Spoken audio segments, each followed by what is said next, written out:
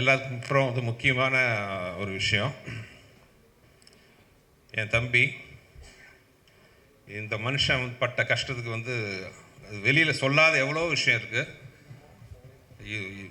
இவர் வாங்க போக தான் பேசுவோம், ஆனால் உரிமையாக இப்போ சொல்லணும். இவன் பட்ட கஷ்டம் அவ்வளோ கொஞ்சம் நஞ்சம் கிடையாது. யூ ஓன்ட் பிலீவ், எனக்கு ஒரு நாள் வந்து வெளியில் யார்ட்டையும் இது வரைக்கும் சொல்லாத தகவல். இவர் டிரைவர் ஃபோன் பண்ணுறாரு, சார் மயங்கி வந்துட்டார் கார்லன்ட்டு.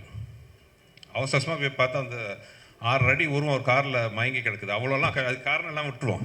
அந்த மாதிரி பல கஷ்டங்கள்.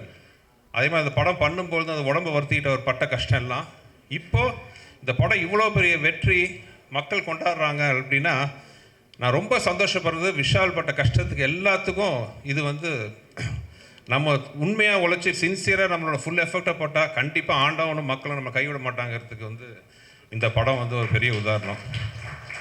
இது வந்து மேக்சிமம் இந்த படத்தோட வெற்றியோட சந்தோஷம் விஷாலோட சின்சியாரிட்டிக்கு, விஷாலோட உழைப்புக்குன்னு நான் வந்து சத்தியமாக சொல்லுவேன்.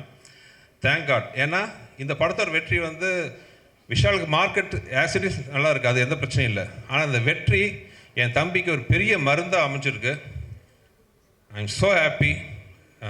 15 நாளைக்கு முன்னாடி நாங்கள் பட்ட வேதனை எங்களுக்கு தான் தெரியும். என்னென்னமோ சொன்னாங்க.